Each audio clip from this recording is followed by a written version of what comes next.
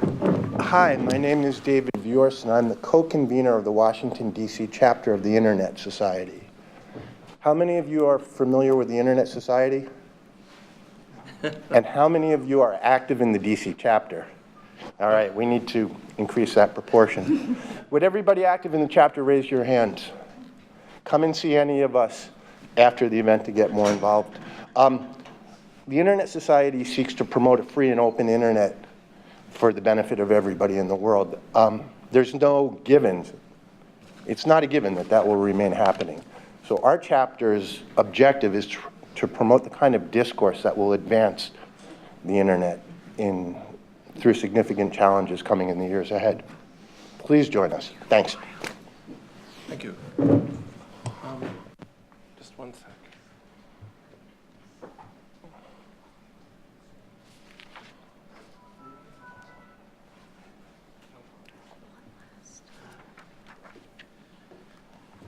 Okay, thank you. With that, Ambassador Sepulveda, can I ask you to take the floor, please? Well, thank you very much, and good morning. Appreciate you all coming out on a cold day to discuss a very interesting and important topic. I also appreciate the opportunity to open and frame and initiate the discussion for this panel. I believe I know everyone on this panel. I'm familiar with their work, and it helps inform my own. Let me start at the end and try to work backwards a little bit. Last week, FCC Commissioner Mignon Clyburn and I went to Mexico to do a number of meetings on telecommunications and technology issues with a series of Mexican government officials. And during that time, we took the opportunity to visit with a group of young entrepreneurs who were using technology and the global internet as a platform for developing new businesses using the assistance and guidance provided to them at Telefónica's Tech Accelerator program, an organization called WIRA in Mexico City. So as government officials, we were the only people in the room wearing suits, and we raised the average age fairly significantly. But we were thrilled to see what was happening and what these young Mexican entrepreneurs were doing. They were working in innovative ways to better link parents with teachers, retailers with customers, and doctors with patients. The ideas were innovative, the energy was high, and the enthusiasm was boundless.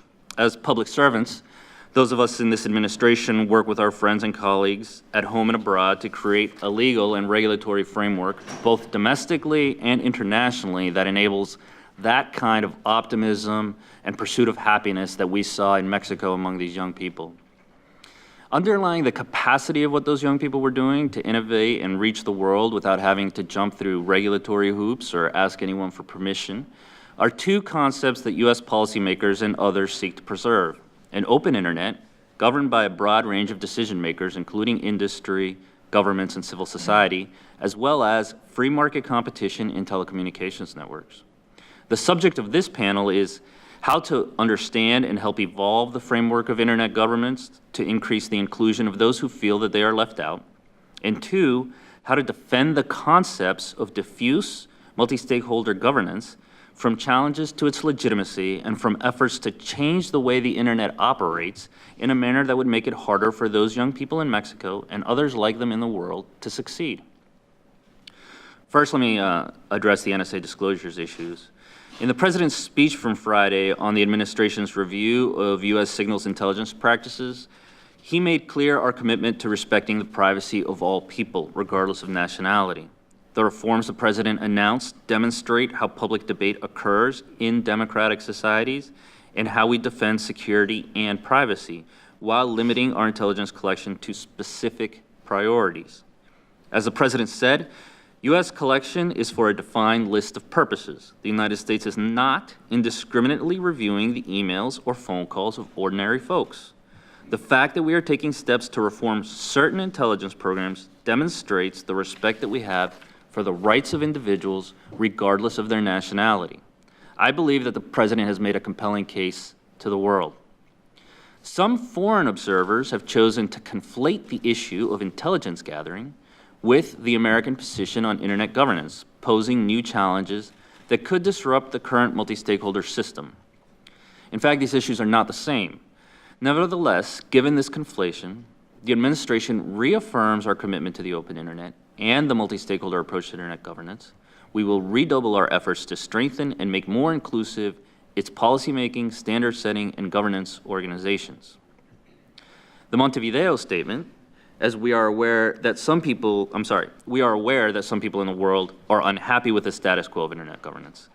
But we believe that any change should come in the form of more, not less, decentralized and inclusive participation of people, institutions, firms, experts, private citizens, and governments in multi-stakeholder institutions. Last fall, the leaders of the internet institutions, including ISOC represented here today, that are so vital to the reliable operations of the internet, issued what is now known in our community as the Montevideo Statement. That statement, noteworthy for its unanimity, expressed by the technical community and useful for engaging in important conversation, addressed 4 issues. First, the group expressed concern that recent surveillance allegations had undermined user trust. Second, they expressed a desire for a community effort to evolve multi-stakeholder cooperation to better address internet governance challenges. Third, they called for accelerating the globalization of ICANN and IANA functions, a set of activities related to the management of the domain name system. Finally, they stressed the need for transition from IPv4 to IPv6.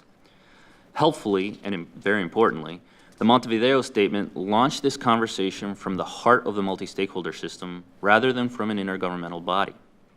We appreciate the thoughtful leadership of the technical community, and we hope their efforts will spur further consideration of how we can continue to make the multi-stakeholder governance system more inclusive while maintaining the stability of an open and innovative internet. The Internet Governance Forum is one venue that is fully open and therefore particularly well suited to address these issues in the most global and inclusive fashion. When the next IGF convenes this September in Istanbul, we expect that the internet community will further this conversation.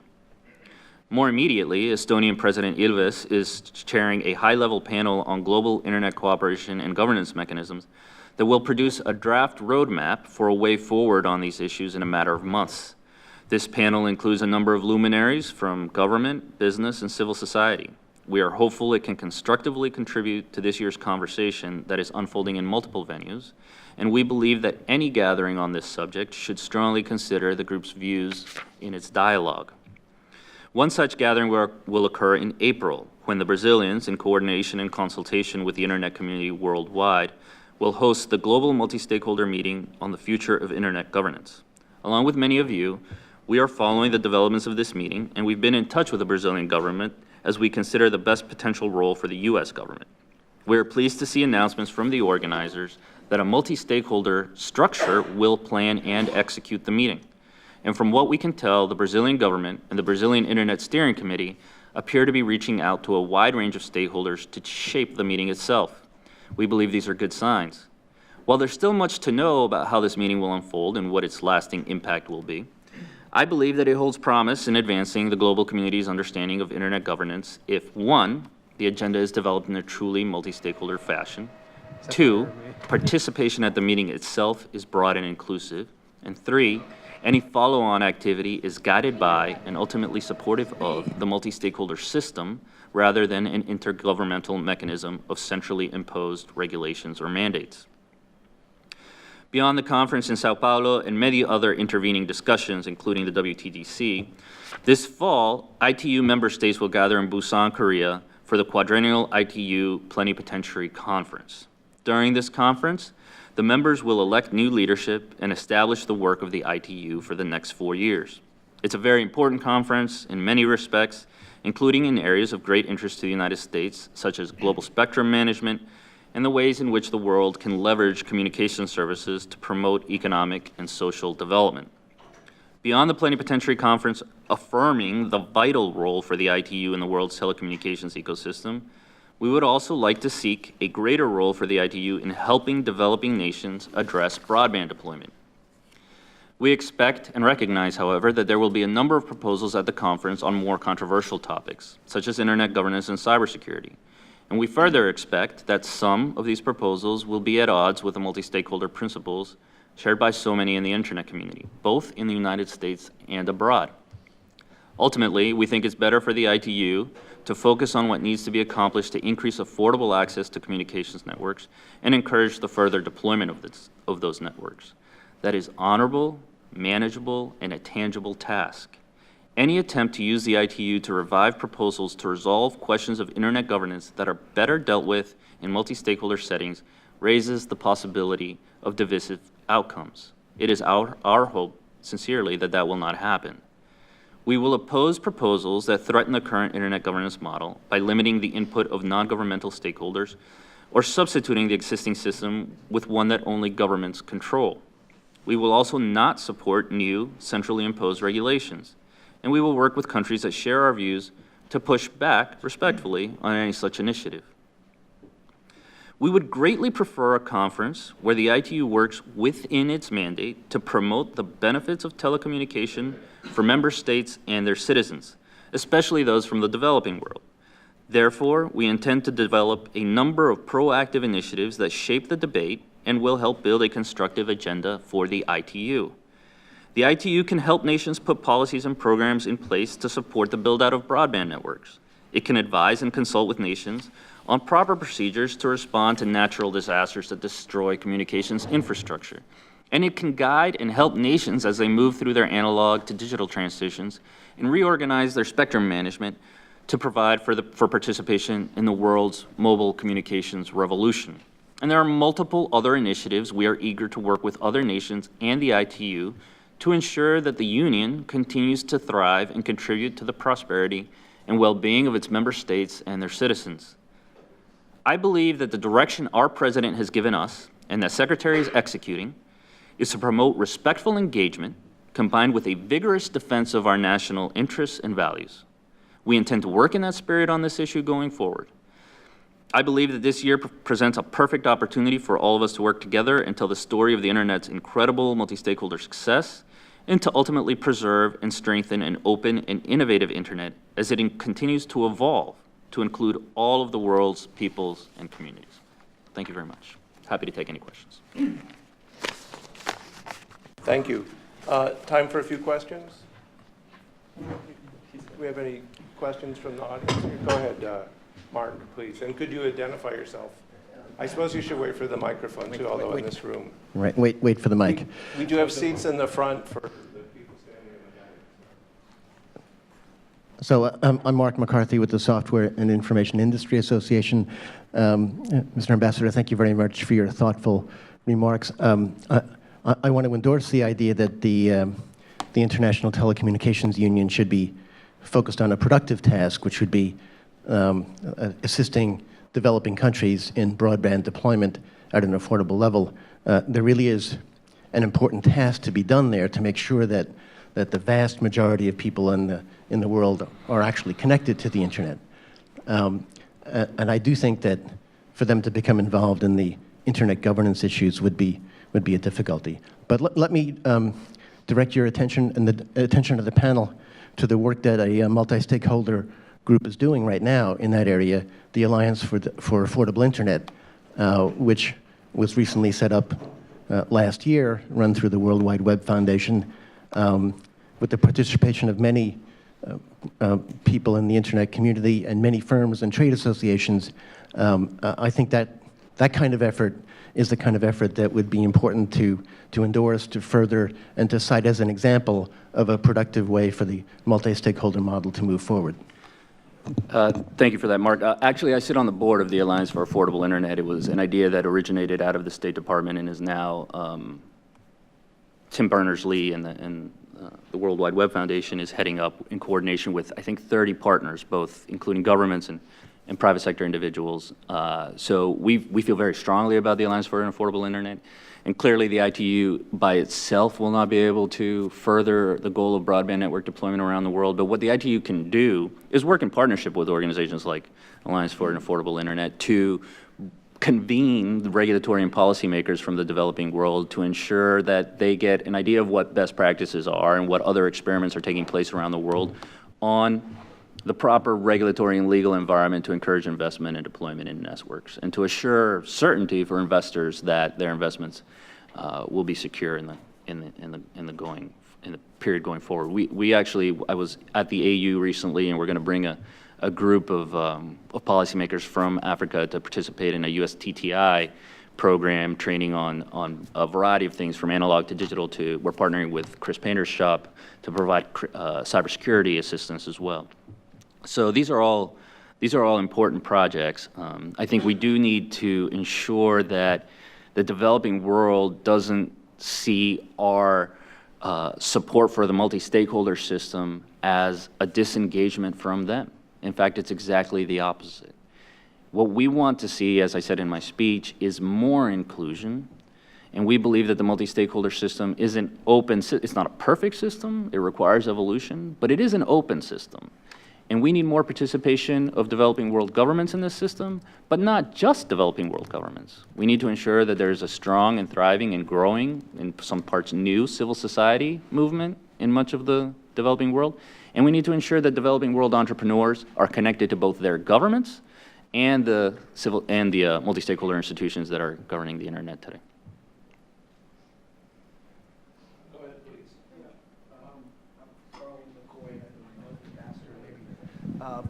I'm Garland McCoy with Technology Education Institute, but also in Vinio, and know the ambassador and some of the folks up on the panel. I just wanted to strongly endorse this idea that it's sort of, at a minimum, high-handed to be making hard and fast pronouncements, whether it's the ITU or others, when you have literally 2/3 of the global community yet having affordable, reliable access, so inclusion into this. Having met with the people at the Alliance for Affordable Internet, Sonia, recently, and others, and seen their great work, study, and of course, best practices. But I think one of the things that I would offer is that we need more concrete experimentation that is going to this issue of open end-to-end internets at the price points that the Alliance for Affordable Internet and others have pointed out are necessary in rural areas where the population is in developing countries. I think it can be done, this experimentation on unlicensed and licensed platforms, and that having some concrete validation of the things that you, Ambassador, and your predecessors, Phil Verveer and David Gross, and even Ambassador Bradley Holmes and others have been talking about, and the private sector people like Pepper and others, but having more examples that meet the price points that are open, I think, to sort of push back against the closed architecture that we're seeing creeping along in the developing countries would be a good thing, a good ammo, if you will, to have in a positive way going into the planning pot, et cetera. So. Just a couple of things on that. In the first instance, in terms of affordability, out of the Department of State, in cooperation with USAID, we have the Global Broadband Initiative, which partners with NetHope and other nonprofit organizations to do two things. One is they go into developing countries and work with those countries to establish workable universal service funds. And then secondly, NetHope uses grant funding to ensure that NGOs around the world serve as anchor tenants for the deployment of broadband networks in rural communities in very, very poor parts of the world. We have a number of examples where that works. In the broader sense, Patrick Rein at Google and some others, as well as the Boston Consulting Group, have done some work in looking at what the real challenges are to last mile deployment in the developing world and what various technologies there are for ensuring that you can get some form of connectivity in those communities. And there is really interesting work being done by Microsoft and others using white spaces to achieve those ends. And there's cooperation and work at the ITU on ensuring that there's sufficient spectrum available for these efforts. We haven't cracked this nut yet, but at the very least, we have to recognize that we've gone from, in 2000, what was 400 million people connected to the internet to what is today 2.7 billion people connected to the internet. I would argue that that pace of connectivity reflects extremely well on the stewardship of the deployment of the networks and the attractiveness of the networks to people worldwide. And that stewardship has been conducted by the internet community itself through the multi-stakeholder governance system. While there's an immense amount of work to do, I think it would be unfair to fail to recognize the achievements to date. And as I said, we fully recognize that there are people around the world who feel like the multi-stakeholder system is not adequate to their needs. it is incumbent upon us to recognize that, to work with them to understand what those needs are and the degree to which the multi-stakeholder system or anyone else can help them meet those needs. And it's incumbent on them to participate actively in the system, to engage the process. And so that's the message we're carrying. It really is one of increased openness, increased decentralization, increased diffusion, and increased participation. And we believe that, and I'll tell you, when I've been to Latin America now 4 times, to Africa twice, to Southeast Asia twice. I'll be going again in the near future to each of those places. And there's a real receptivity for a collaborative problem-solving approach to these issues rather than an ideological debate. Because at the end of the day, what public servants want is the ability to have their constituents both achieve access and have that done in a secure and safe way. We got another one there. I've got loads of questions too, if you feel Thank you, Mr. Ambassador. My name is Afili. Just one second. I'm going to take this question, and then we should go to the panel because these are very talented and knowledgeable people, and I'd just like to let them get their thoughts out. Will you be able to stay? I will. I will stay until the end. My name is Edward Philly, the new and the newest member of Washington, D.C. chapter. Thank you very much for accepting me. I'm the new and the newest member.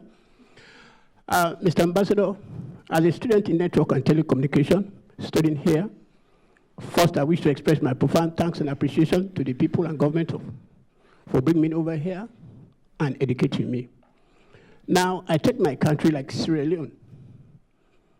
I was a teacher, but back in Africa, and Sierra Leone in particular, the internet is zero. Is zero. If this body can help the government of my country and the continent of Africa to transform the network and telecommunication, especially I'm doing a research on one-child laptop project so that laptops could be affordable to my brothers and sisters back home, so that they will be totally computer literate. They will not be left behind. As you took this great venture, I would like this body to help my brothers and sisters in the continent of Africa to be computer literate in the internet world. Thank you.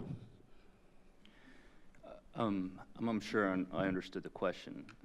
If it's relative to, and I think I understand that it's relative to the challenges of both access and ability to use that access in Africa. We are in full agreement, and as I said, I was just in the African Union. They had an AU ICT week there to discuss a number of challenges that Africa is facing. So again, in the first instance, the current state of play in Africa is that about 16% of Africa's population is connected to the internet, which is a woefully low percentage. How do you drive down price of access, and how do you ensure connectivity? And then once connected, how do you ensure that people can use those tools? Those are all fair and legitimate questions. In the first instance, connectivity and price really, we believe, depend on competition. And as you see more underwater cables reaching the edges of Africa, you see those price points dropping fairly dramatically. And there were 3 new underwater cable landings lit up in the last just 2 years, I think, comparable to before, where you had a monopoly system essentially of cable landings. Then within the continent itself, you have the challenge of bringing those connections inland. And that's going to have to work through a combination of a strong system of internet exchange points, as well as collaboration between governments to ensure that networks within one country can connect with networks in other country. And all of that it's not easy, but it's certainly doable.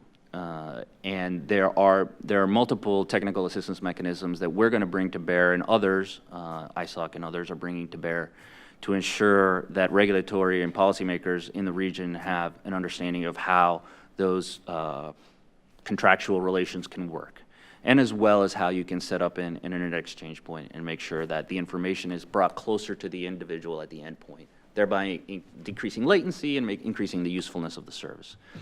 The digital literacy challenge is a somewhat more difficult challenge. It will take more time.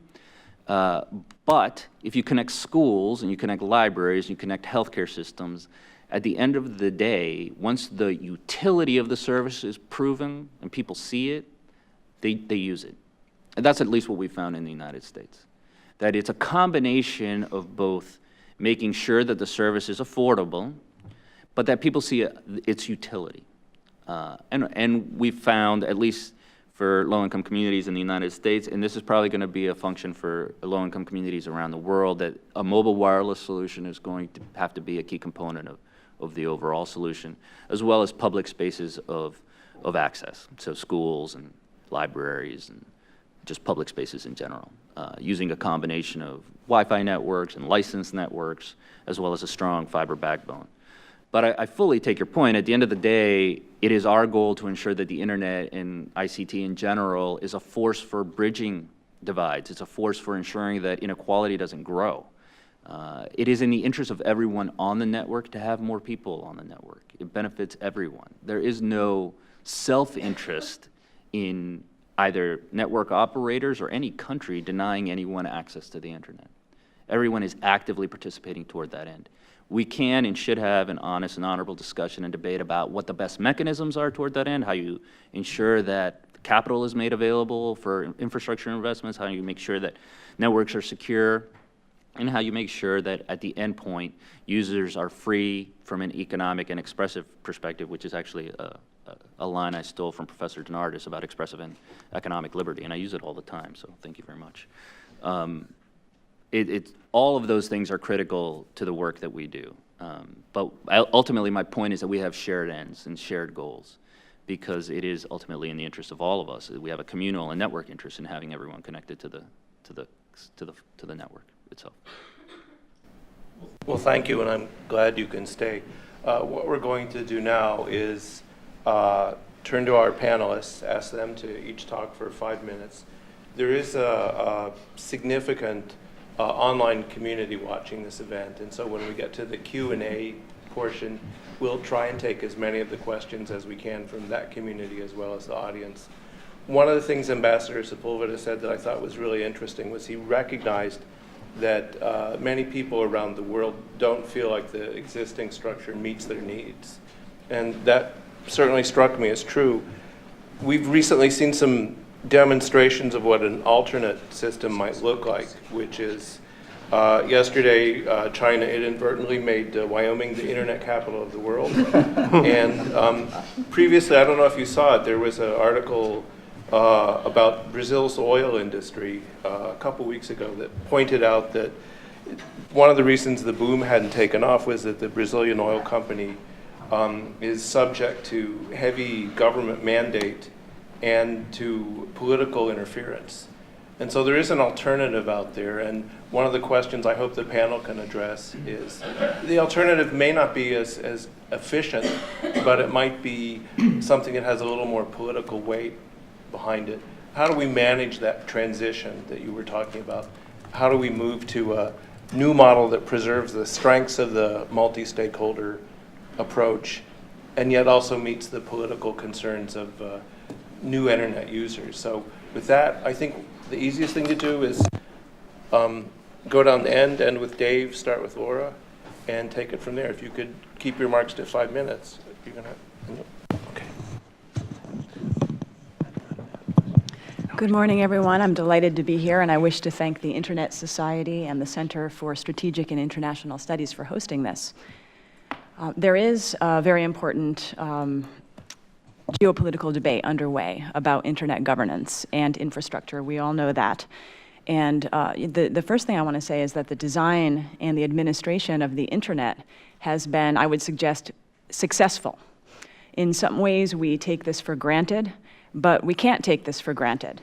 You know, what we're talking about is a very complex system, not only of technologies, but of institutions and entities, and should be very circumspect and careful about proposed modifications to the system. The security and stability of the internet, I agree, really should rank among other collective action problems on a global level, whether environmental protection, human rights, or other basic concerns about infrastructural systems of water and finance and energy. Because we do have the technical mediation of the public sphere, And this technology provides many control points that both affect our civil liberties and also that require coordination. Whether one likes the word governance or not, I usually use small g governance rather than large g governance. The internet does require administration and coordination at many layers. My new book, The Global War for Internet Governance, tries to examine the various layers of how the internet is already coordinated and what some of the debates are that are shaping the future of internet innovation and freedom. There really are layers upon layers of governance, too lengthy to get into here, whether we're talking about the management of critical internet resources, interconnection and routing, cybersecurity governance, standard setting, the policy-making role of private companies, and of course, intellectual property rights enforcement. These aren't necessarily neutral control points, even though many of them are technological, and a primary theme of my book is that internet governance conflicts are becoming the new spaces where geopolitical power, economic power is unfolding in the 21st century. Now, many of these conflicts are a proxy for other issues and other forms of political and economic conflict. So they're entering into the internet administration debate, but often about something completely different. Much of the work currently is done by private industry and institutions such as ICANN and the IETF. Much of this has nothing to do with traditional governments, and as I said, it's working fairly well. But several controversies have really, as you know, brought this issue into the public sphere. Is it fewer than 4 years since we've had the WikiLeaks Cablegate saga? We had Hillary Clinton's internet freedom speech, and then several years later, the cognitive dissonance between that and the disclosures about the NSA's digital surveillance. We had the WICIT, it's a lot of acronyms, right? The World Conference on International Telecommunications raised concerns about a so-called United Nations takeover of the internet and concerns around that. And we've had the Egyptian internet outages, we had the online boycott over the Stop Online Privacy Act. I could go on and on and on. GhostNet, the Great Firewall of China, and too many distributed denial of service attacks to recount. So I understand and appreciate and share all of the attention to this. It's brought it into the public sphere. It's brought it in front of policymakers. So at the very same time that we have a complete dependence on cyber infrastructure, we have a loss of trust in the stewardship of governments. To some extent, I'm trying to overstate this just a little bit, but by default, some loss of trust and concern in the private institutions that manage the internet, whether founded or not. So out of this loss of trust and all of these political issues has come a lot of political attention on internet governance. And Danny did a great job of explaining what some of the upcoming events are and issues. So one thing that I want to mention, I think the main point I'll make has to do with this multi-stakeholder issue. I wrote a paper recently with a colleague of mine, Dr. Mark Raymond, called Thinking Clearly About Multi-Stakeholder Internet Governance. And what I'd like to do right now is just to raise a few caveats about how this term is used. First, this issue is sometimes elevated as a value in and of itself, rather than as a possible approach to achieve actual goals such as preserving the internet's interoperability, stability, security, or openness. Second, multi-stakeholder governance may not be appropriate in every functional task of the internet. I laid out in this paper about 144 tasks of internet governance, and there are more. Now, keeping the internet operational requires many different coordinating functions, and I would suggest that some are appropriately relegated to the state, others are appropriately relegated to the private sector, and others are appropriately relegated to multi-stakeholder institutions such as ICANN and the IETF. So not every area needs to be multi-stakeholder. Third, the concept of multi-stakeholderism sometimes, and we see this increasingly, serves as a proxy for these broader political struggles that have nothing to do with internet governance. You can see repressive information policies from governments advocating for top-down multi-stakeholderism. What's the role of civic society in that? What is the role of the private industry in that? Governments trying to seek additional power. You can see companies and other actors who have a vested interest in current arrangements, seeking to preserve that and possibly exclude new entrants. A lot of the battles that are happening don't necessarily have to do with the coordination of the internet, but they're there nonetheless, and often under the mantle of multi-stakeholderism. Fourth caveat, the term sometimes refers to discourses about internet governance rather than the actual practice of internet governance. So I always like to say that while we're busy attending all of these events, such as the Internet Governance Forum, the actual practice of coordinating and keeping the internet operational, something which I appreciate a great deal because I need my Reddit and I need to be online a lot, the actual practice continues to occur. Fifth, and my fifth and final caveat is that the concern over multi-stakeholder internet governance, it often focuses around discussions over the functions that are performed by ICANN, which is obviously a very critical issue because of the need to ensure globally stable and unique names and numbers. But that these functions are really only part of the technical and political coordination that is necessary for the internet's operation. So I want to suggest that the phrase needs a lot of unpacking, that multi-stakeholderism is too often employed uniformly. Part of this has to do with the view that internet governance is a single thing. We get asked the strange non sequitur questions: who should control the internet? ICANN, the US government, the United Nations, Google. The question makes no sense on its face, and it stems from the misconception that internet governance is a single thing rather than a multi-layered coordinating series of functions that keep the internet operational. So the single point I'd like to make is that internet governance is not one system, that multi-stakeholderism in turn should not be viewed as a value in and of itself applied homogenously to internet governance functions, but rather asking the question of the appropriate approach to responsible and efficacious internet governance, what is optimal in promoting other values such as interoperability, civic inclusion, innovation, free expression, as Danny said, economic liberty, in any particular functional and political context. So thank you very much for listening, and I look forward to the other remarks. Thank you. Dick? Well, thank you very much, Jim and David, and I'd like to express my appreciation to the Internet Society for this opportunity. I find myself in a very comfortable position because I'm following Ambassador Sepulveda, who's had, I thought, a rather remarkable articulation of U.S. policy, and I want to express my appreciation to him for that. And then, of course, Professor DeNardis, who I have been following for some time, her writings.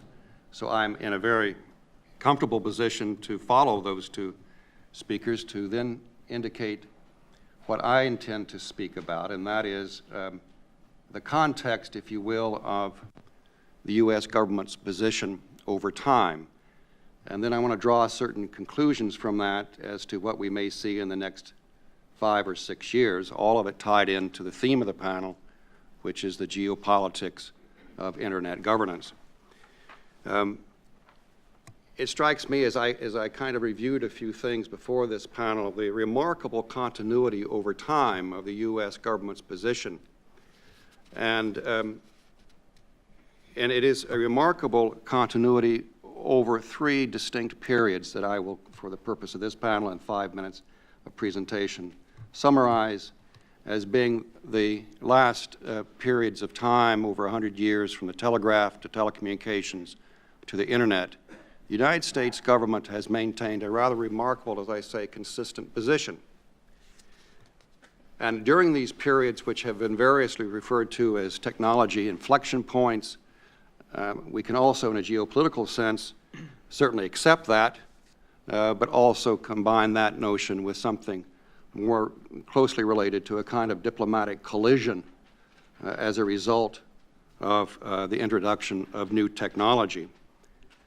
From the early 20th century up through the 1930s, when the telegraph was preeminent, the United States held to a position which was that they would not sign, the government would not sign the International Telegraph convention. Why? Because we said we maintain a private telegraph service, and that those who are signing this agreement most often are government entities, and that we do not believe that in some ways that we can enter into this agreement and obligate our private providers. So it was not until 1948 that the United States finally signed the treaty related to telegraph.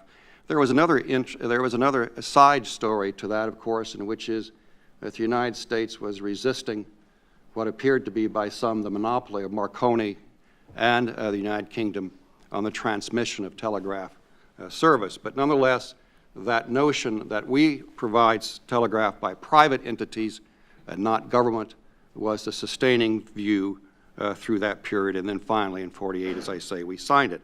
And then in the moving to the telecommunications, you see the same sort of consistency, which is the United States resisting monopoly provision of telecommunication. In this sense, it was the United States again confronting the United Kingdom through cable and wireless, who maintained a tight hold on all communications in and between the empire, the British Empire. The United States threatened a price war with the United Kingdom and cable and wireless by offering to undercut their pricing. This resulted in ultimately the arrangement in 1945, so-called Bermuda Agreement. But the U.S. at that time, as I say, maintained a position of being anti-monopolist, but also encouraging competition. I will grant you there was some idealism in that. There was also considerable amount of self-interest. And then we move quickly to the Internet era. And I think that one of the points that I'd like to depart from in terms of explaining that position is to also recognize that the United States did not sign the telecommunications annex, otherwise what ultimately became known as the International Telecommunications Regulations, until 1973. And the reason was that it was essentially only for Europe. Now, if you wish to join the European system, you were able to do so, and many countries did, including China and India. But the United States chose a position which said that unless it's internationalized, we will not participate. It started then a succession of conferences from 73 to 88 to the WICET in 2012, where the United States rode other events and which influenced its position in those conferences. Certainly the privatization and liberalization of telecommunications up through the 80s influenced significantly the U.S. position in 1988 at the WOTC, and then, of course, in the WICET of 2012, the positions that the United States and Ambassador Sepulveda has so wonderfully articulated influenced and informed the U.S. position with respect to that conference. Now, throughout this period, there have been times in which the United States has taken positions that were rather direct, as in the case, of course, of not signing treaties for purposes of principle. I would also note that during this period of the early 80s, the United States left UNESCO essentially in protest to the New World Information Order. And what was the issue there? The issue was the movement towards giving states rights to access to communication and not individuals. I want to note that because in the WICET, in the preamble to the final acts that came out of Dubai, that was a major debate in which the United States indicated that it would not accept the shift, the fundamental shift of international law from individuals to states in terms of rights. You will note that in the preamble of the final acts there is a reference to the right of states of access to communications. And that was, at the time of UNESCO, one of the reasons the United States left that institution. So let me now then come to certain conclusions based on what I have seen in terms of the overall U.S. Positions.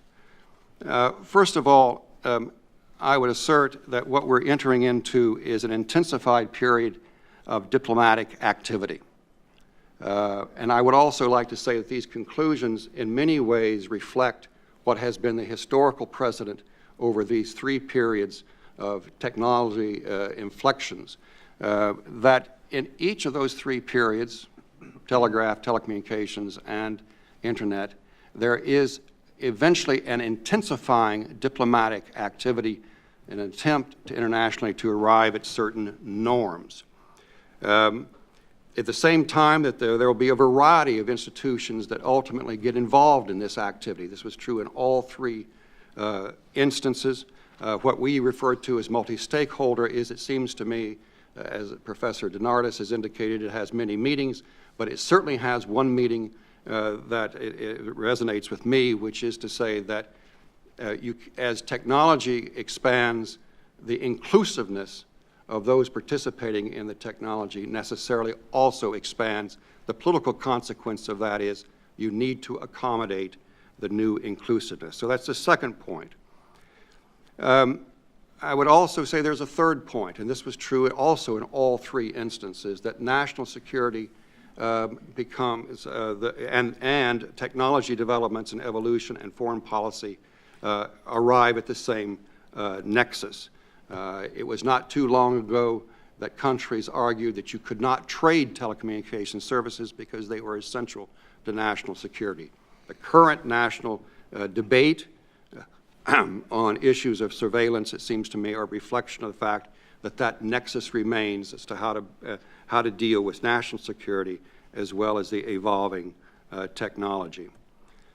The fourth point I'd make is that in all 3 instances, regardless of the collision of diplomatic forces and geopolitics surrounding the evolution of technology, the technology itself continued to expand. And the infrastructure expanded undeterred by the politics of the moment. And that's certainly what we're seeing. My colleague in the audience who reflected upon the low rate of internet access in Africa, one must also say as a balancing comment that it's remarkable the impact of mobile on providing internet access in Africa. And despite the fact that the baseline is low, the greatest growth rates, as anyone providing those services would tell you, is now in Africa. And then I would say my last point is this. The reflection of the first 2 periods of history is also beginning to be reflected in this 3rd period, which is do not expect a quick fix. There is not going to be one silver bullet. There is not going to be one position that transforms all arguments. We are now in a new normal, and the new normal is this period of collision of forces with considerable infrastructure build out, but this will be the future. But as in all previous instances, there is ultimately decisions made and agreements reached with respect to norms. There will be a variety of international agreements going forward, and that the nation state becomes an important part in that puzzle, but it cannot be alone.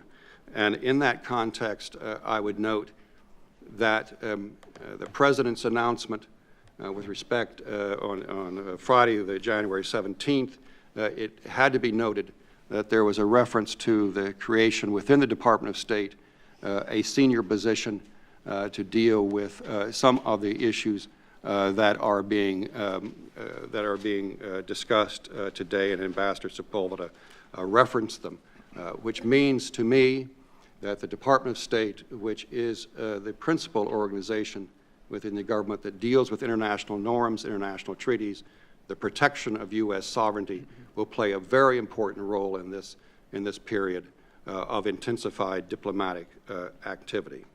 Thank you very much.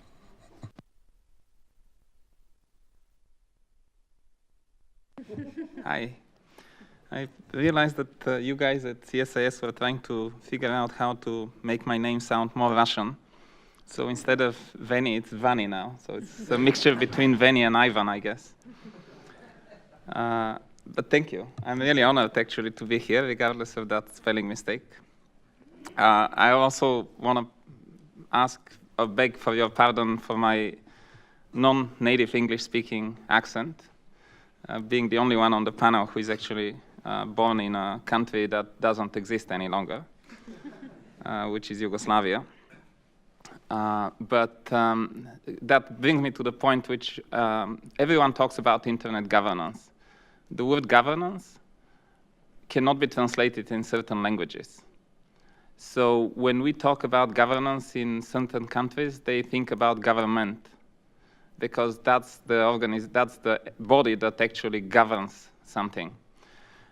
So I'm Vice President of ICANN, responsible for Russia, CIS, Eastern Europe.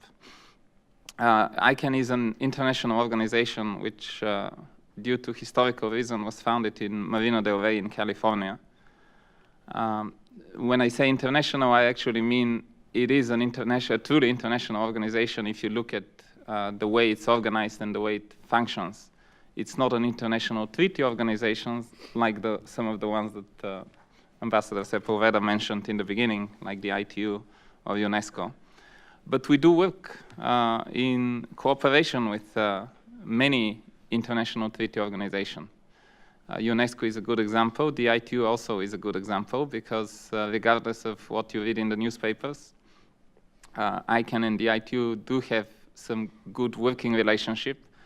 The president of ICANN spoke at the WICIT, this abbreviation which still is causing some people to raise their eyebrows, and also at the WTPF, the World Telecommunication Policy Forum last year in Geneva.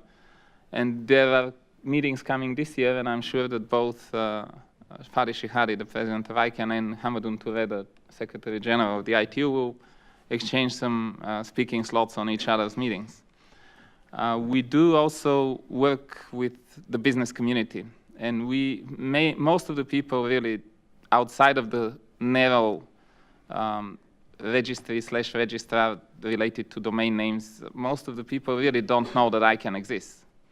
They don't know who is this or which is this organization, where is it based, why do we need an organization to coordinate the domain name system and to coordinate the IP address allocation and all these technical aspects, which actually is not bad. Because I think if many people knew that ICANN exists, that means ICANN is not doing its job. And it's almost like the phone company. You never, I bet you, that you never call 611 or whatever is your customer support and tell them, hey guys, thanks, my phone is working today. But you will definitely call them if you cannot dial a number. You'll find another phone and you'll start calling. So we ended up in this debate about internet governance, which really started many, many years ago. We ended up in this debate without necessarily being willing to do so.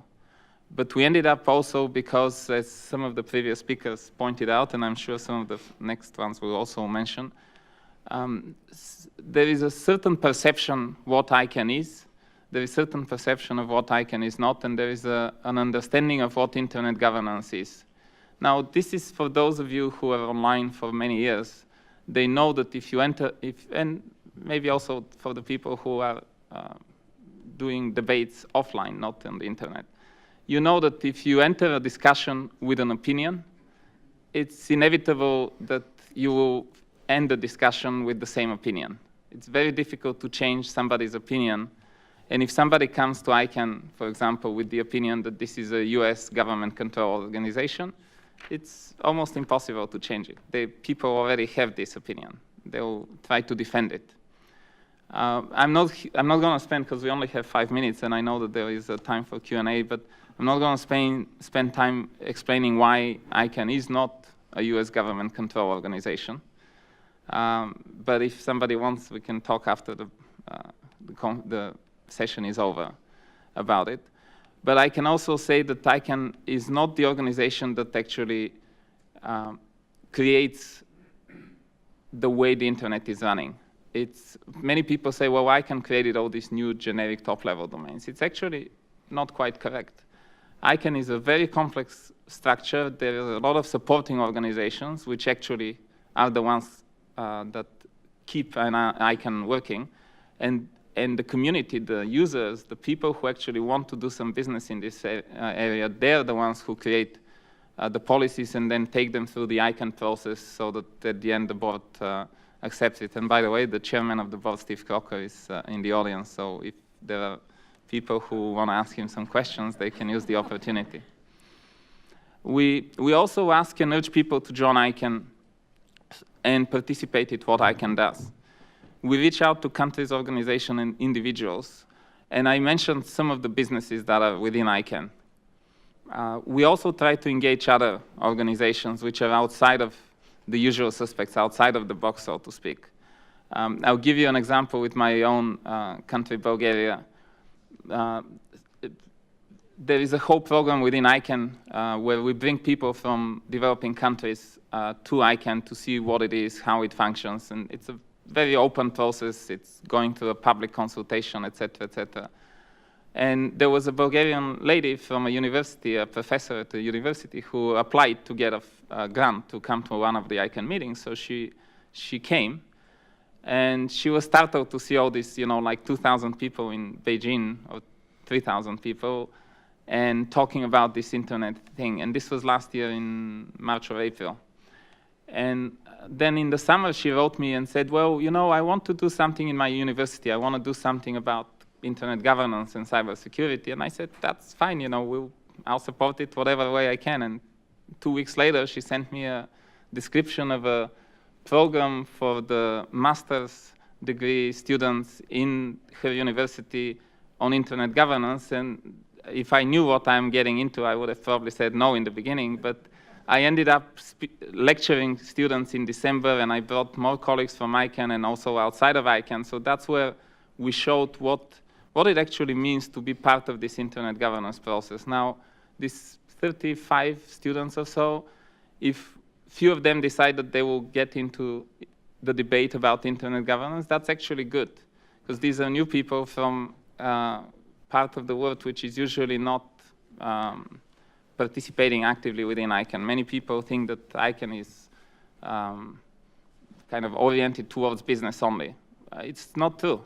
Business is only part of ICANN. We also are looking to include academia, non-profits, civil society, and governments. There are currently more than 130 members of the Governmental Advisory Committee of ICANN. And one may argue that there are more coming, and yes, there are more governments that are joining as we speak.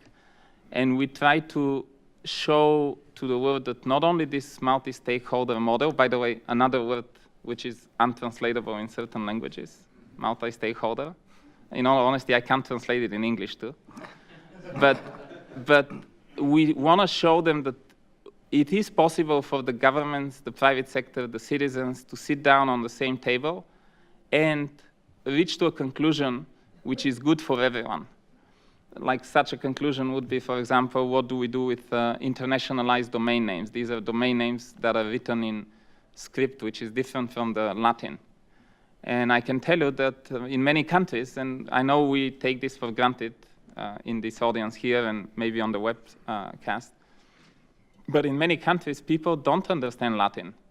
I mean, just imagine for a second, and I'll end up with that, if the internet was not created in the US by people like Steven Windsurf and Bob Kahn. What if the internet was created in a country which script I'm coming from a Cyrillic country script. The people who understand Cyrillic or Latin don't get at all. What it was in Japan or China or Korea. Could you really write google.com in another script which you don't understand?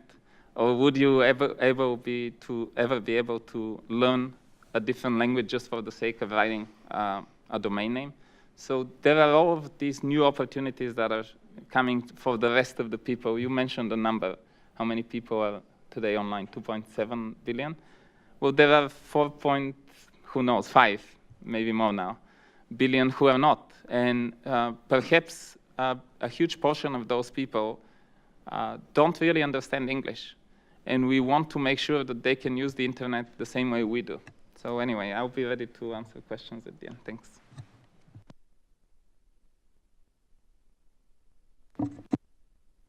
I'm Michael Nelson. I'm a principal technology policy strategist at Microsoft, and in my spare time for the last 5 years, I've been teaching at Georgetown in the Communications Culture and Technology program.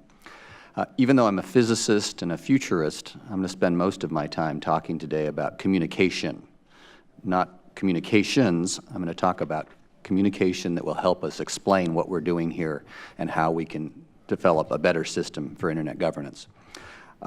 Some of you were in the room a couple months ago when we did a recap of the Internet Governance Forum in Bali. This was another Internet Society DC event. For those of you who weren't there, the webcast is very good, and it kind of talks about where we are today and what happened in Bali. I think this meeting is unique because we are trying to look ahead 5, 6 years to where we could be.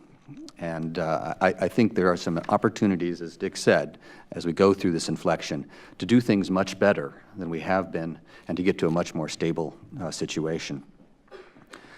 When I first got involved in Internet governance, I was a little frustrated because I felt Internet governance should just focus on the Internet layer itself. That we, and people kept bringing in all these other issues. They wanted to talk about not just network issues and domain name issues. They wanted to talk about web standards and cloud and apps and social media. And I finally come to realize that there's no way we're going to separate the upper layers of things that run on the Internet from the Internet itself, and that we are going to have this broad discussion about Internet governance. And as we do that, we need to understand where the different countries and companies and institutions involved in this debate are coming from. As technologists and policy wonks who are focused on Internet issues, sometimes we miss the bigger picture. And I think it's useful just to realize that when you talk to a lot of the people at meetings on Internet governance, they're concerned about other things. Often countries are motivated by money. How can they protect the network providers in their country? How can they make more money? They're certainly concerned about media.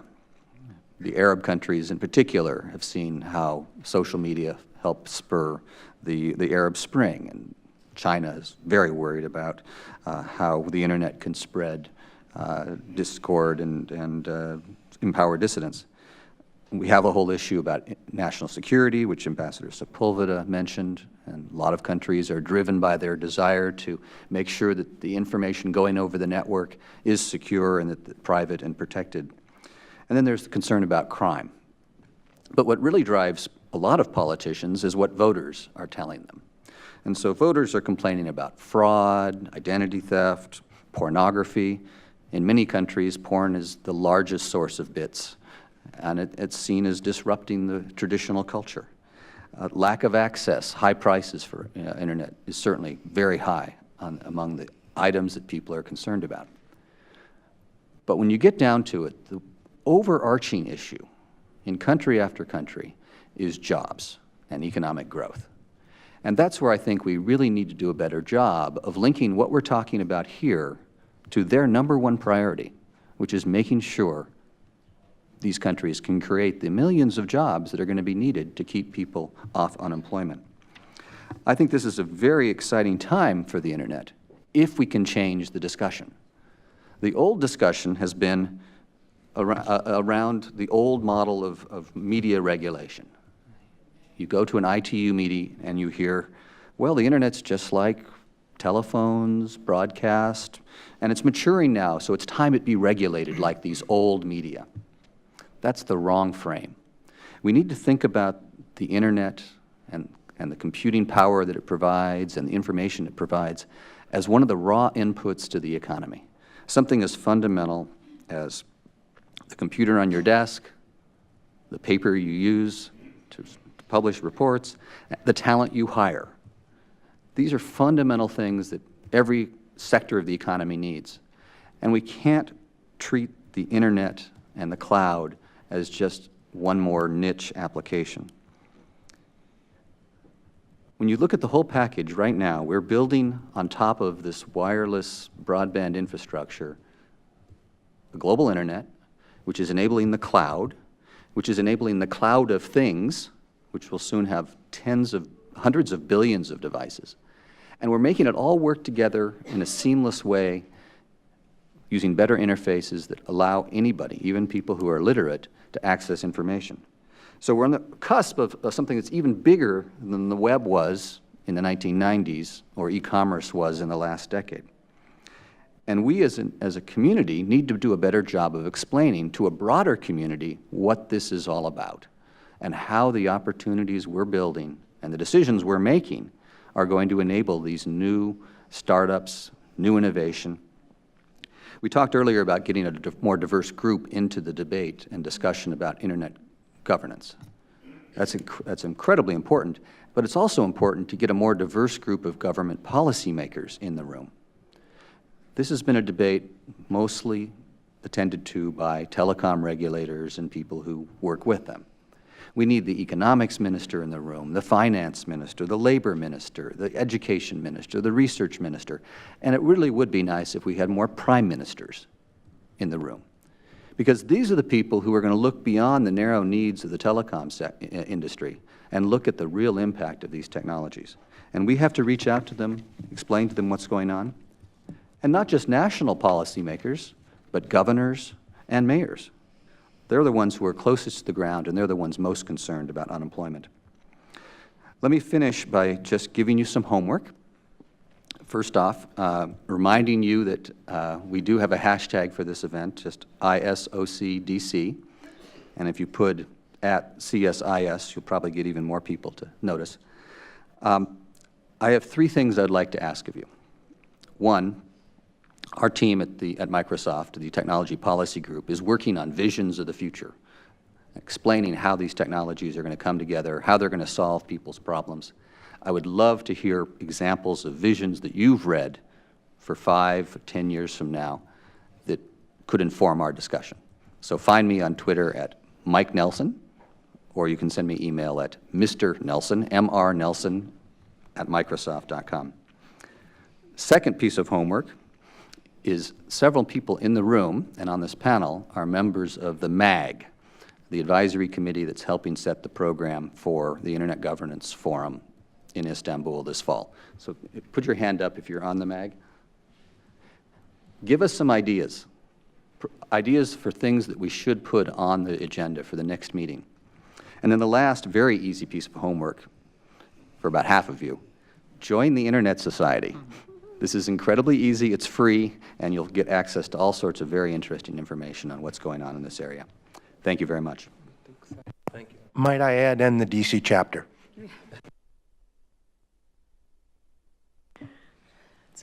It's a great entree point. I'm Sally Wentworth. I'm Senior Director of Policy for the Internet Society. I'm on staff of the Internet Society working on global policy issues. And so I do want to say a hearty congratulations to CSIS and our DC chapter for putting this kind of substantive event together and encouraging this kind of dialogue. It's exactly the kind of discussion that needs to happen.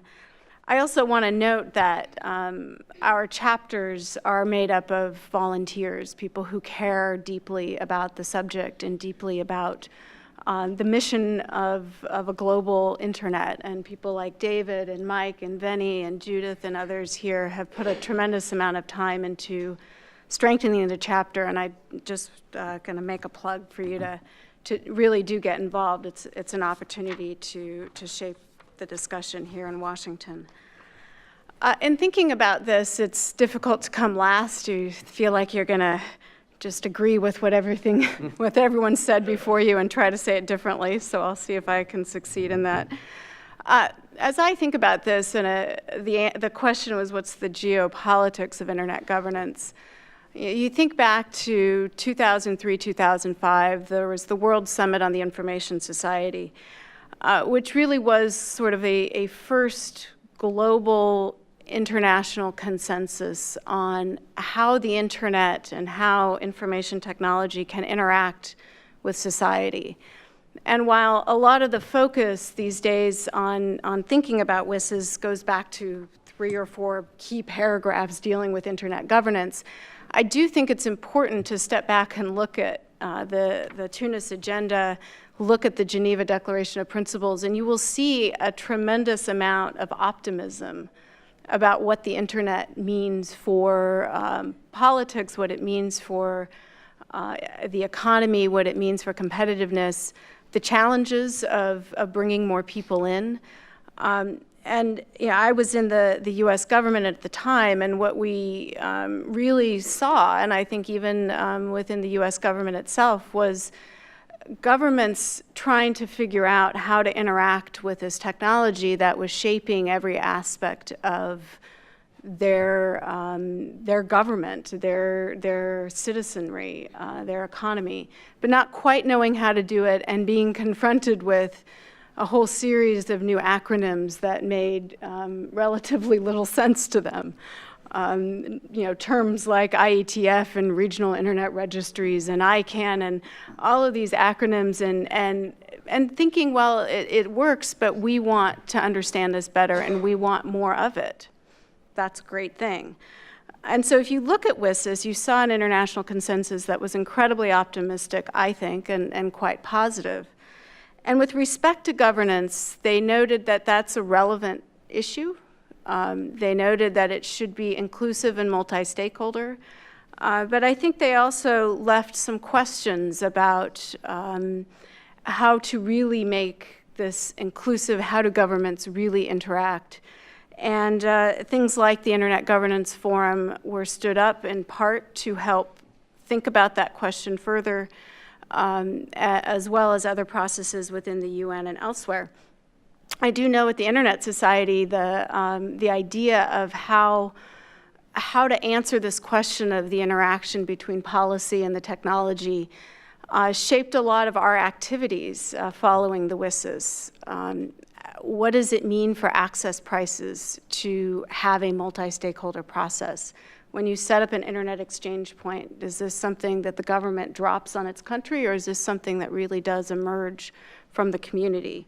And these were hard questions that I think a lot of us in the community wrestled with as the internet continued to grow at a magnificent pace, as the geopolitical situation changed at the same time as all of this was going on. We had the emergence of new economies. We had a massive international economic recession.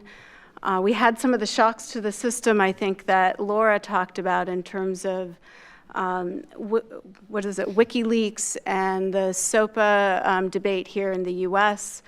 More recently, the WICIT, I think, was a real policy shock to the system. And then, of course, the revelations more recently.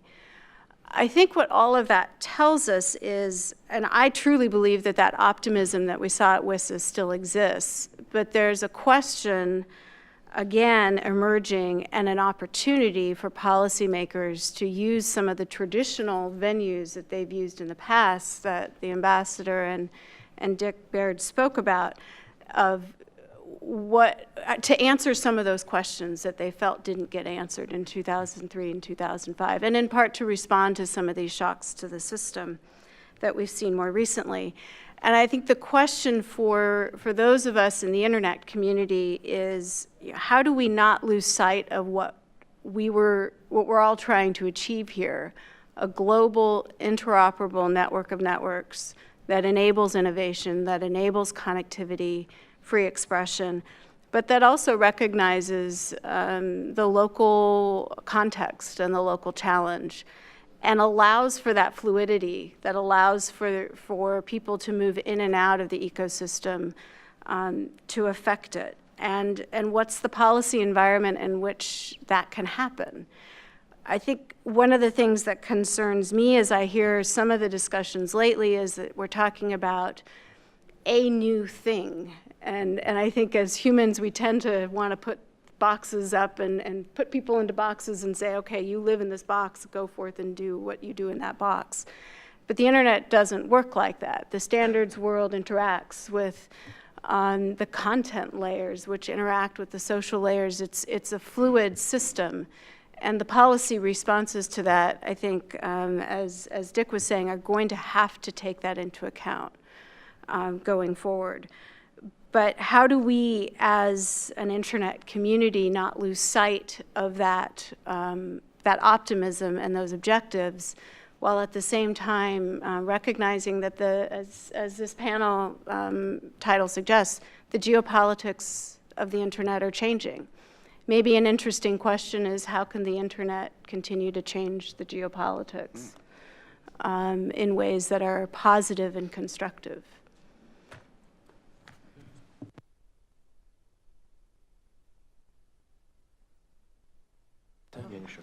Okay, great. Dave has a question or two, which we'll get to, but I'm going to try and summarize the panel in an inflammatory way. So what did I hear? Well, I heard that the internet works pretty well, and the institutions we have now do some things really well. But I also heard that there are some things it doesn't do really well, and that there's a fair amount of the world's population that is dissatisfied with the current structure, right? So we have sometimes talked about competing narratives for what the internet should look like in the future. Didn't talk about that here, but I don't know if there's competing narratives really. There might be one narrative that is eroding or degrading, and other people thinking about what a new narrative would look like, you know, the Russians, the Chinese, the Brazilians.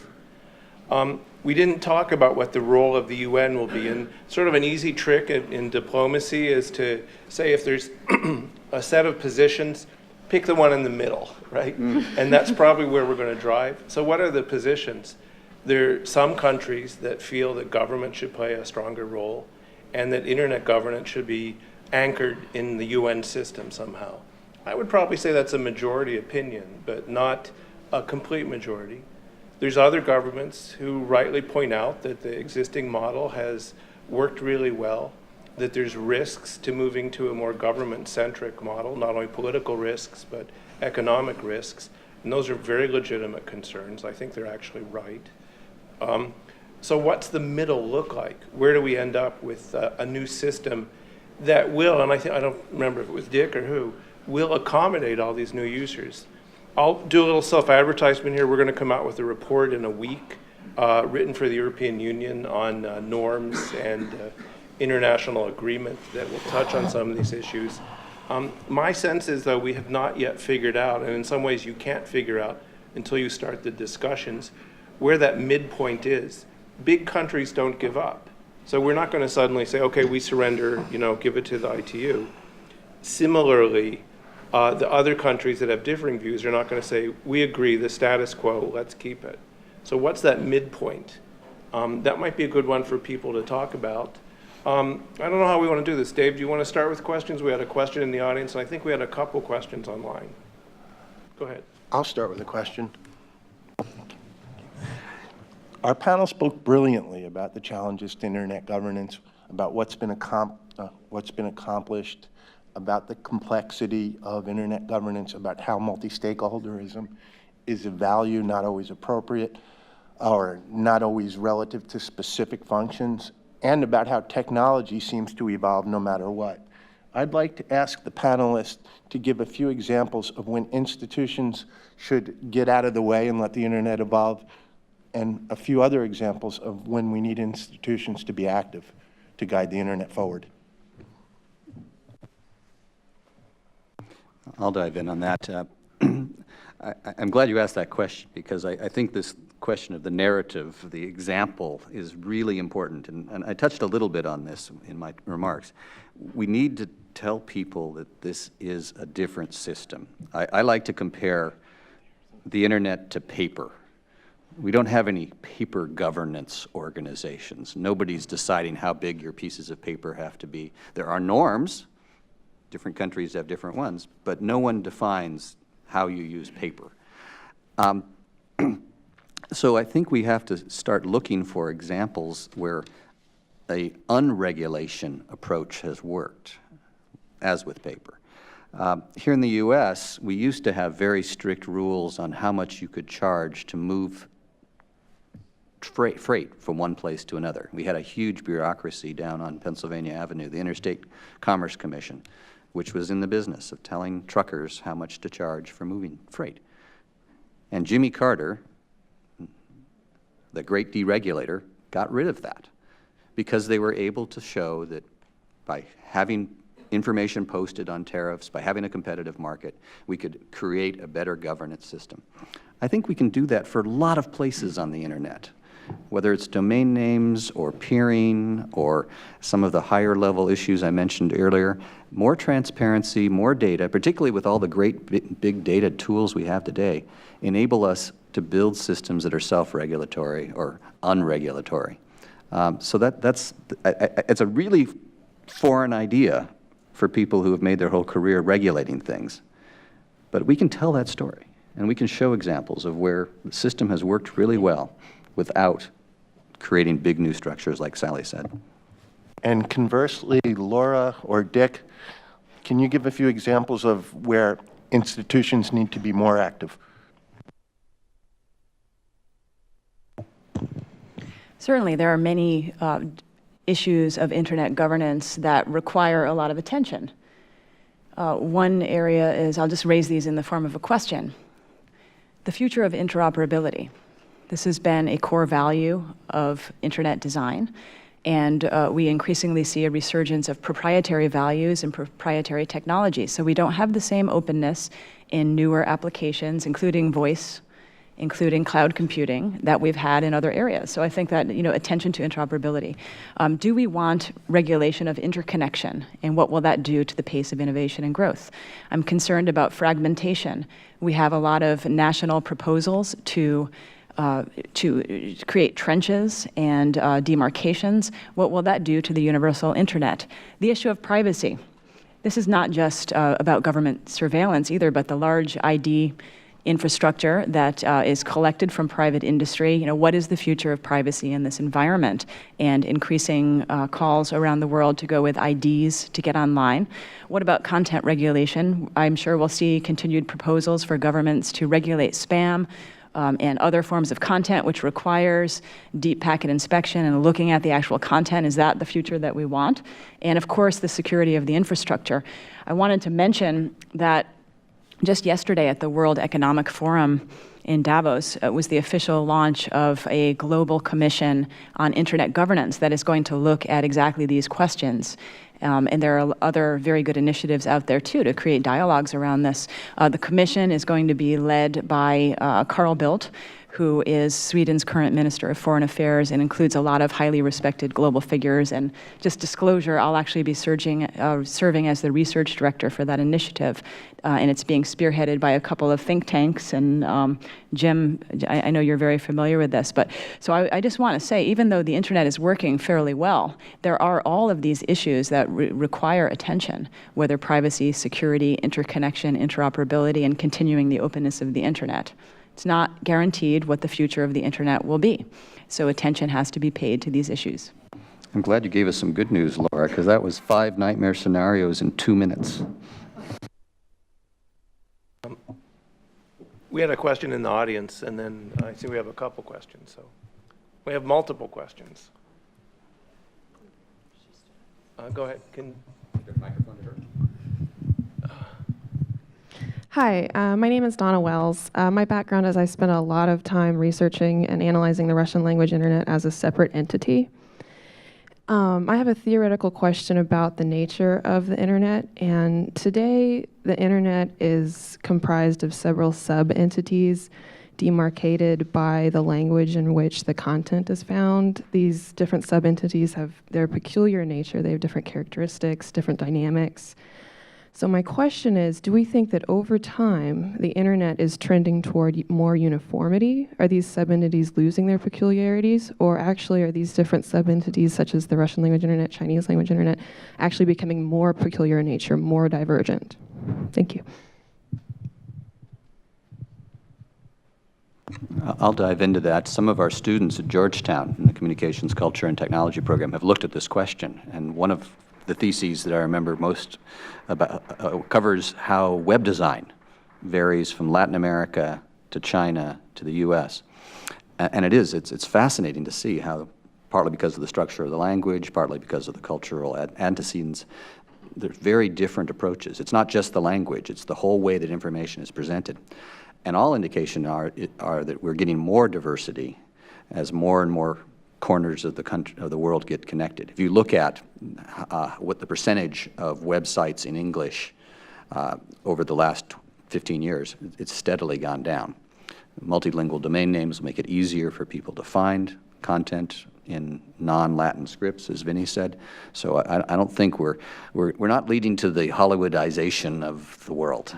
I think just the opposite. People are going to be able to discover the joys of music from Chad or Sri Lanka, and you'll suddenly have a global audience for culture that, until that point, was kind of segregated in its own little cultural group with maybe 1 million or 2 million people speaking that language and understanding it. Mike, you're a futurist, so I'm going to interject here with a question. I don't worry about this too much because one of the things that I think we've both thought for a long time is that software cures all ills, right? And so you'll have a very diverse internet with multiple languages, multiple scripts, and we won't have to worry about it because there'll be some program that translates it into our native tongue. So at the end of the day, we might end up, it won't be next year, it might not be 5 years, but I bet you'll be within 10 years. We might end up back with no technical or linguistic impediments to a single web. And I say that because it appears to me that global demand is for that kind of broad access. You're the futurist, what do you think? I don't have to be a futurist on this one. I can just visit the Microsoft research labs.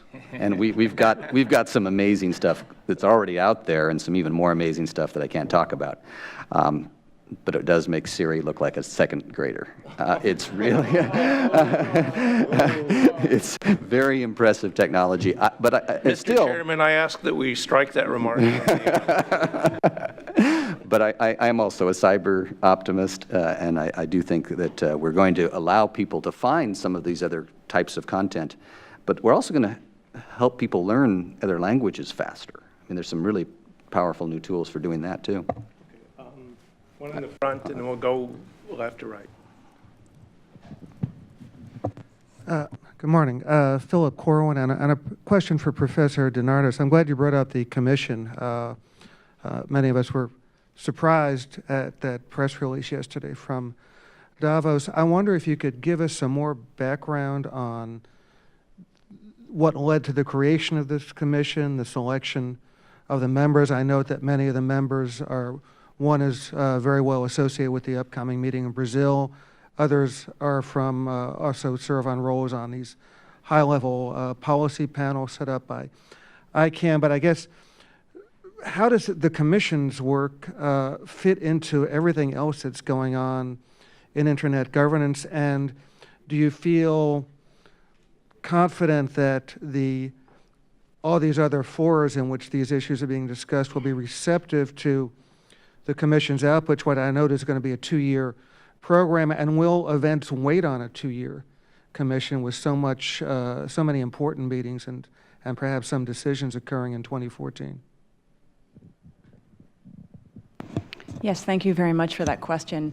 I'll provide a little bit of background and then my ideas about how it will fit into some of the other initiatives that are happening right now. It is being spearheaded by 2 highly respected think tanks. One is the Center for International Governance Innovation that's located in Waterloo, Canada, and then the other one is Chatham House in London. So they are facilitating the process. I mentioned that it's being chaired by Carl Bildt, who has a lot of knowledge of these issues and a history of involvement. And it's very difficult to come up with a composition of a panel that is perfect. So no composition is perfect, but in my opinion, it does include a lot of really respected and knowledgeable people, not only internet governance insiders, but also people who have understand the high politics issues more, but certainly names that you would recognize like Beth Novak and Henriette Esterhuizen from South Africa, Nee Quainer, Dame Wendy Hall, Joseph Nye, so a lot of really interesting thinkers. What about the 2-year time frame? This is not meant to be in contention with the other efforts that are underway, but actually has been in consultation and in collaboration, and hopefully we'll take the ball and run with it with some of the short-term initiatives that are going on. So 2 years is a really long time in internet space, but when you think about the need to have a very formal and deliberative public consultation about the issues, that will, it's more of a long arc of getting adequate public input, and also hopefully, and time will tell, but hopefully provide some more tangible recommendations rather than just coming up with another set of internet principles or a to-do list. So the 2-year time frame is a long one in internet history. I'm optimistic that it will be, will be a follow-on to some of these shorter-term things that are happening. All the players know each other, and that hopefully the outcome will be some tangible strategic recommendations. There also is a component of this that is interested in further empirical research from the academic community about internet governance issues. So I'll just put that on the table, that there should be a lot of papers and research coming out of this initiative as well to help support in an empirical way some of the strategic visions.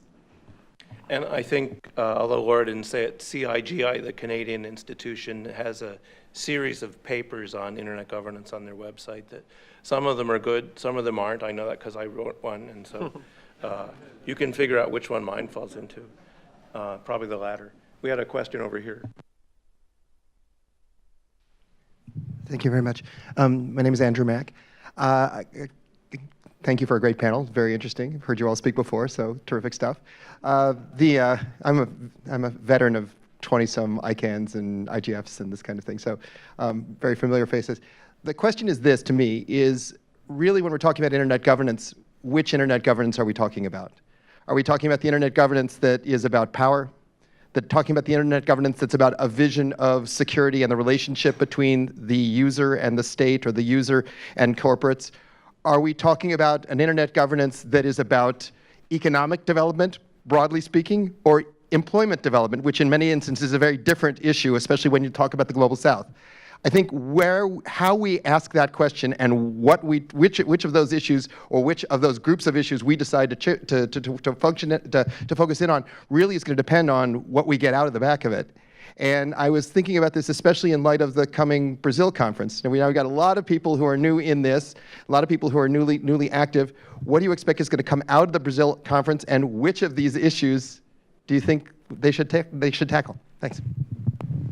I can immediately tell you what's coming out of the Brazil meeting. Just let's meet around 26th of April, and I'll tell you. We'll probably have a DC ISOC event about that question. But you are right that there are different aspects. What we have noticed, though, is that there is a substantive discussion going on in different circles about I would use the term that is more broad, kind of more commonly used, internationalization of ICANN. Many people understand this differently. Some people say that means ICANN should become a truly international organization recognized by 194 countries and based in Geneva or something like that. Some say, no, ICANN should have more foreigners, meaning not US citizens on the board, which ICANN actually has had for the last 10 years or so. But people just don't know it. The thing is, though, that in certain areas, and I think Professor DeNardis mentioned that the question is actually not who governs the internet. The question is what governs the internet.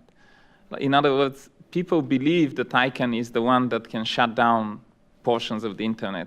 And Jim here in the beginning mentioned something about China, where the internet was effectively pointed to a house somewhere in the Wyoming or whatever, and was effectively shut down without anyone having to do anything with root servers or ICANN or anything. But the reality is that we need a lot of educational effort, reach out. Some people just don't know how the internet functions. And some people know, but nevertheless, it's a good foreign policy thing to say that ICANN is not international enough. Whatever that means, you can interpret it in different languages differently. It's a very challenging task, and one of the things where you've seen, like the Brazil meeting, which came out of a meeting between Fadi Shehadi and the Brazilian president, or the fifth panel that is chaired by the Estonian president, or just announced other commissions and bodies and structures that we'll be discussing, that only shows there is a need for dialogue. And it's really good that so many people are suddenly interested. It would have been better if they have started to be interested in this topic, as Sally mentioned, in 2003 or 2005, because by now we would have gone through all these discussions. But even now, it's better to sit down and talk about these issues. Okay, we have a couple more questions. We're getting close to the end, though, so if I could ask both people and panelists to speak quickly. The one here in the, can you get this one here, Nick? No, this one. Thank you. Right in the front. Hi, my name is Alexa Rod. I'm probably one of the veterans of being at many, many ICANN meetings. I found the panel very, very interesting. There were two things I took away. One, Professor Laura DeNardis' comment about the fact that the internet governance is multi-layered and it's not just one thing. And then Mike Nelson's comment about the fact that the whole idea of it's melding between control of the infrastructure and control of the content. So one of my question is, as I think about the geopolitical events and what has actually affected some of the debates that have come up here, none of them have been fomented by companies or stakeholders, if you will, in the traditional sense. Newstar, VeriSign, PIR have, stakeholders within ICANN, or even some of the stakeholders within IETF, have not really fomented it. It's been companies like Twitter. The Arab Revolution was really fomented by people posting on Twitter. It was Facebook that the government of Pakistan wanted to shut down and then ended up changing some of the routing tables via ISPs and actually caused a worldwide outage. It wasn't .com or it wasn't any of the naming and numbering systems. So it is these constituents, or if these companies that are actually creating some of the questions that we're talking about, both from a privacy and control debate, right? And also from a geopolitical debate, how much control should governments have, and what kind of thing does it represent? In Iran, during the during the revolution, Green Revolution in Iran, a lot of the people were given away by Nokia's mobile switching, by Nokia, who agreed to give, who had sold mobile switching equipment to the Iranian government, and then agreed to give away the mobile numbers of people who were posting on Twitter and their information. Where's Nokia? So in this new debate, when we're talking about stakeholders, how do you foresee some of these companies, some of these applications that are not in the transport, where we initially started from, actually come into the debate? Any volunteers? Just two sentences. My big vision for Internet Governance 2020 is a system that's really driven by user needs, both individual users and business users. We don't have that in the internet governance arena today. I mean, if I had my way, the IGF would be 80% people who don't run any piece of the internet, people who are on the receiving end. What's exciting is that the technology itself is allowing those people a better voice. We've mentioned a few of the things like the SOPA revolt. We're going to see a lot more of that, and I hope it's going to be a lot more constructive. It's not just going to be stop. It's going to be pushing ideas forward from the user community. That's part of my vision of unregulation, the idea that by getting better data and by allowing people to react to that data, we can build political force against certain practices and for other practices, practices that are better for users. But thanks for bringing some optimism into this.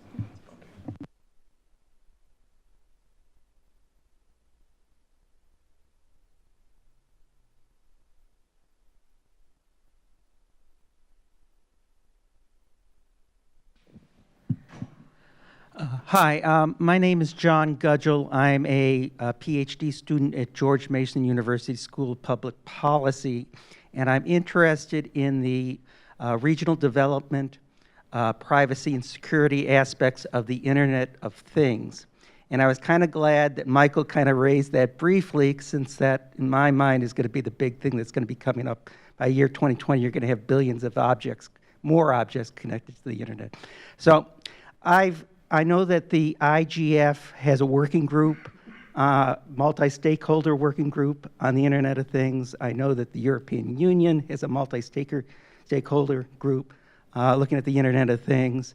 And I know that the Federal Trade Commission now is holding working sessions with multi-stakeholders trying to resolve what seems to be the primary issue, which is the side that is interested in privacy and security, mainly driven by privacy groups and individuals, and the industry side, which wants open systems, non-regulated. So I guess my question is, with this evolution of the Internet to the Internet of Things, where does the panel see the bridge between those two very divergent sides? Because I see it everywhere within all the notes that I've reviewed.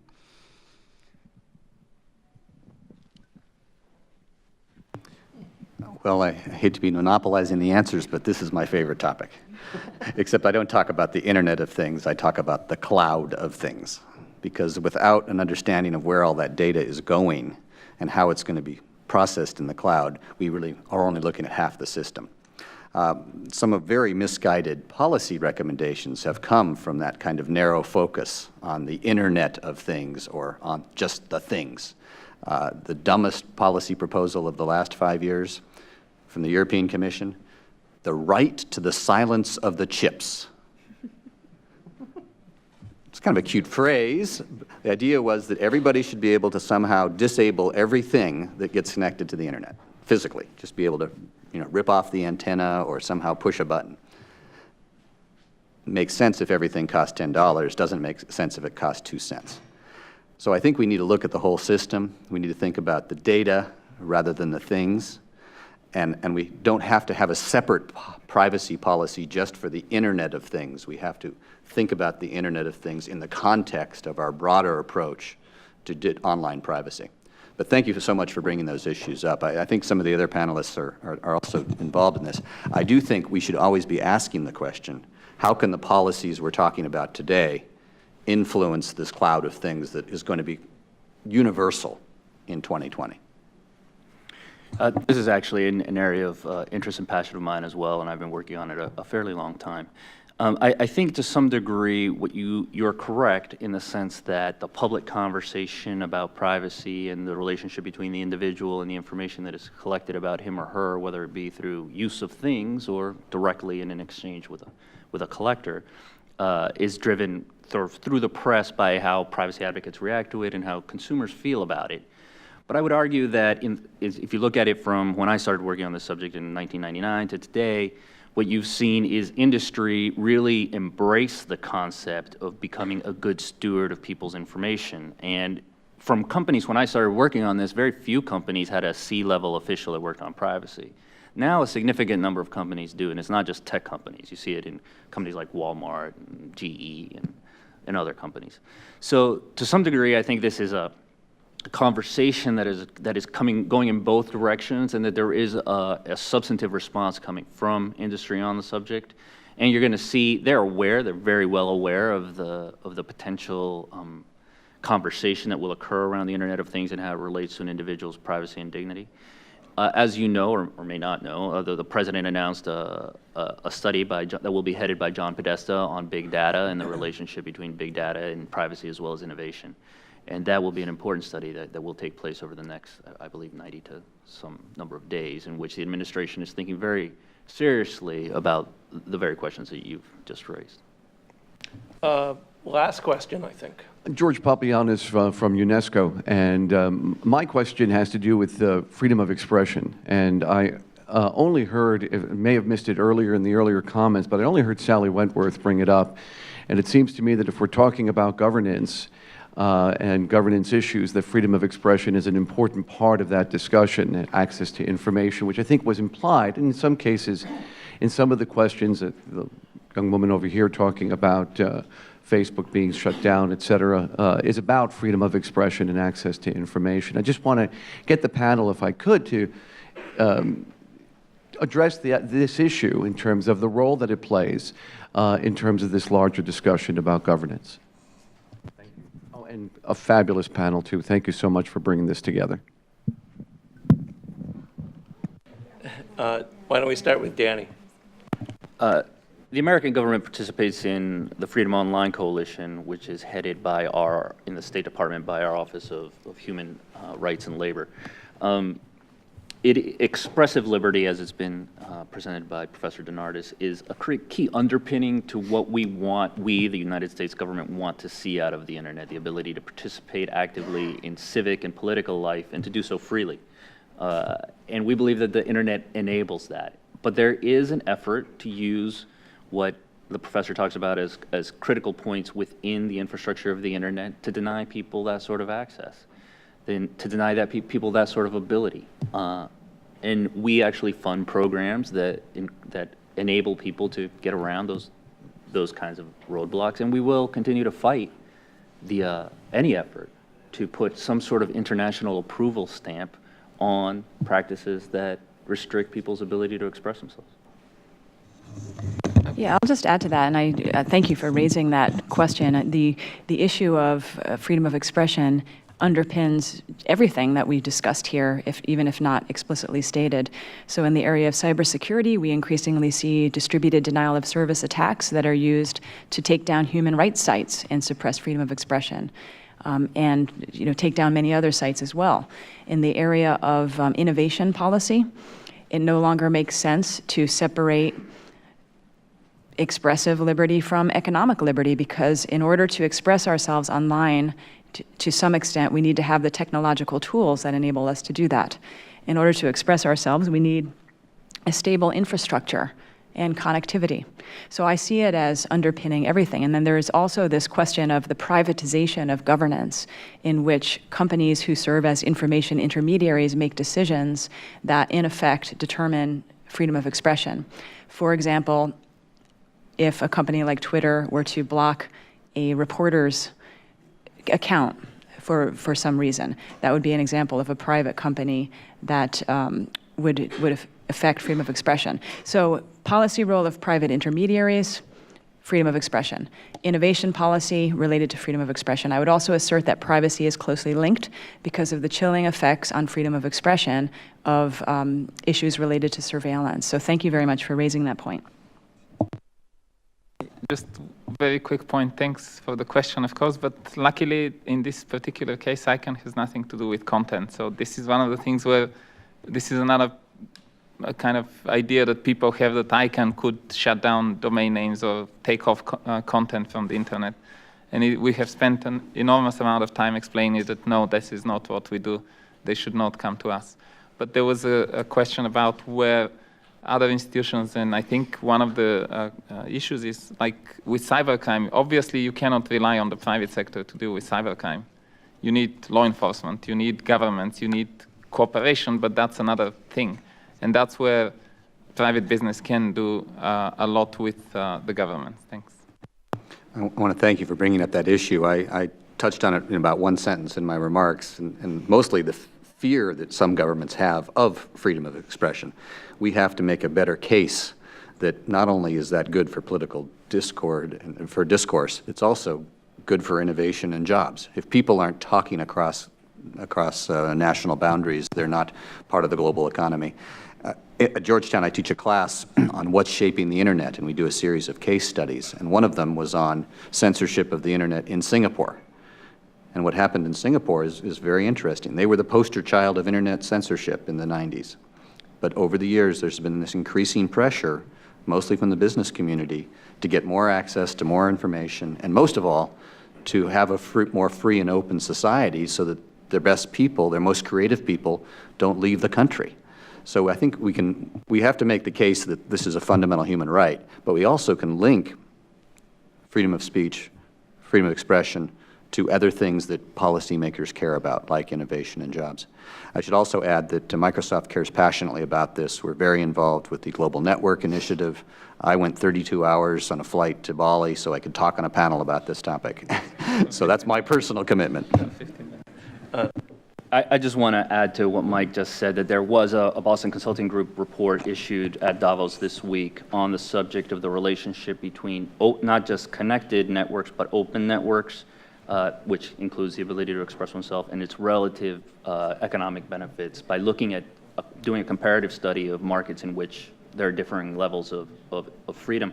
And you look at and we actually commissioned, the United States Department through our Office of the Chief Economist commissioned a similar report which reached the same conclusion coming out of Yale, and we'll be issuing that in a relatively near future. Dick. Thank you, Jim. Just very briefly, one of the most difficult concepts to convince people about, it seems to me internationally, when they say, how do we form a Silicon Valley? And we've had this discussion at the OECD. I see Barbara Warner out there at various times. And the concept that's difficult for people to fully appreciate is you've got to find an environment in which universities, the private sector, and government have interchanges, an exchange of ideas, and a freedom that encourages innovation. When you give that view to countries, they're almost stopped by it, because it's hard for them to imagine how you take those three institutions and bring them together, which is the underpinning of Silicon Valley. And then as we emphasize that inherent to those three aspects of our society, encouraging innovation, is freedom of expression, then that becomes further a very difficult concept.